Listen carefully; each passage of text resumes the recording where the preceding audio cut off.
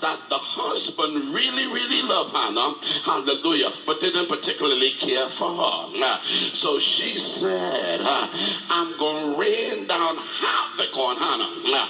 I'm going to cause Hannah to walk out of this house. God, I'm going to put the heat on Hannah. I'm going to put the pressure on Hannah. So the word of the Lord tells us that she became an adversary. Oh, hallelujah. So her and her children, they would formulate against Hannah. They would gloat on Hannah. They would laugh and make fun of Hannah. Oh, God, day by day, look at this woman. This woman is cursed. This woman can't have no children. Oh, God.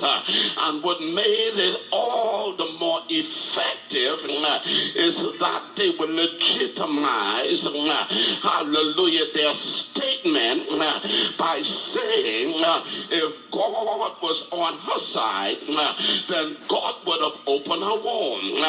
But the fact is that God ain't for her. Oh, bless the name of the Lord. So what they will begin to do is legitimize your situation and say that God put a curse on you because every other girl, oh God, is getting their heart's desire. All of the young girls, God, all the young girls are getting what they deserve. But here you are, oh God, rather than you mushrooming, rather than you glowing and flowing, God is shutting you down. God is pulling you under. So now they begin to legitimize it by saying God is not working favorably on your behalf. But you ought to touch your neighbor and say, neighbor, if there ain't no pain, there ain't no gain. You see, what God was getting ready to do was, hallelujah, to change some times and to change some seasons. So when God is about to bring about a change, God don't bring about a change, hallelujah, with the same old stuff. Oh, bless the Lord. When God is getting ready to make a switch, oh God, he makes it with brand new people, folk that people don't know nothing about. Oh, somebody give God a praise. When God is getting ready to transition, God, hallelujah, he uses a different time and season, and he also uses a whole lot of different people. Somebody give God a little praise. So here it is. He allowed the fire and the intensity to be rained down on Hannah. So the adversary really got down on her.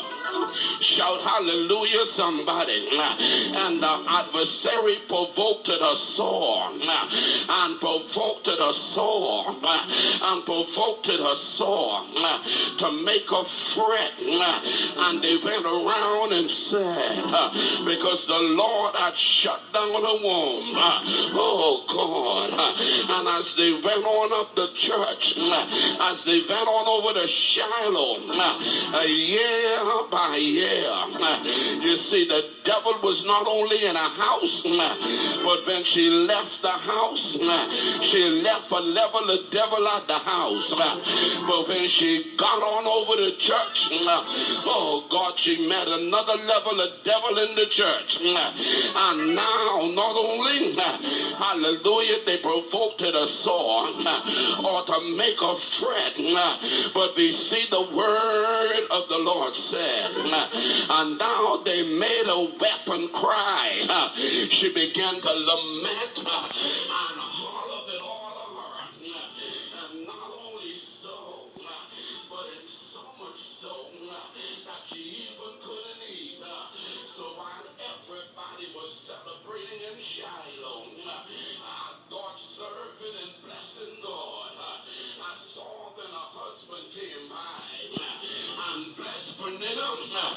and the children with their portion.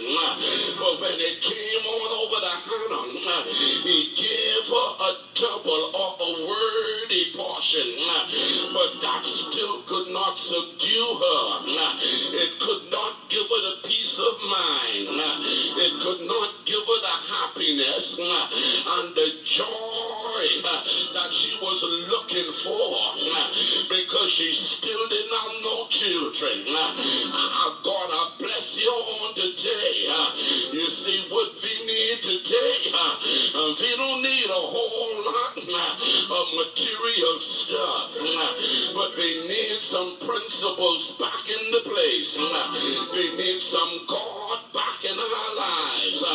We need some moral principles back in our homes. God, we adore you on today. We need the Lord to be the head and the governance of our lives. There are a whole lot of folk trying to live godly without God. That can never be. There are a whole lot of folk that is trying to live holy without the Holy Ghost. That cannot be. It is just like a whole lot of folk, hallelujah, is trying to move fruits without a tree. You can never have a vineyard unless you first have some trees. And so I heard the Lord said, abide in me and I in you, as the tree cannot bear forth fruit except it abide in the vine. And no more can he except he abide in me. So now the woman is going through hell and high waters, but they didn't understand that God is getting ready to do something. So this woman, she wanted a child, but God needed a man. She needed to stop the mouth of the adversary, but God was ready to replace the ungodly.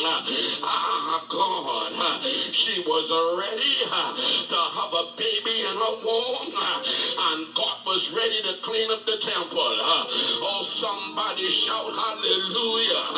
So what you got to understand, that there are times God is ready to do a work, and the heart of God could never be fully revealed.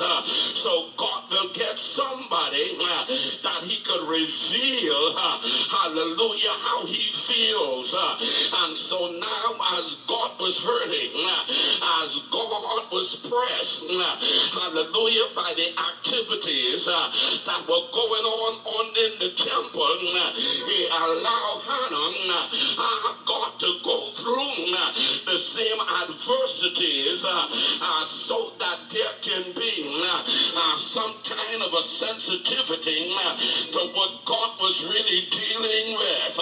Somebody give God a little praise in this place. There are times you can never really understand how God really feels and what God really wants and what God really want to do until you get a physical or a natural experience. For I heard the word said, for the invisible things of God are clearly seen, being understood by his eternal power and Godhead, so that they are without excuse. So when God felt what he felt, when God felt what he felt, because of all the cynicalism, because of all the ills, because of all God of the ungodly acts that were going on in the house of God, and because the authority of the church just sat down and allowed it to happen, God felt it in his spirit, and God really was ready to make a move. God,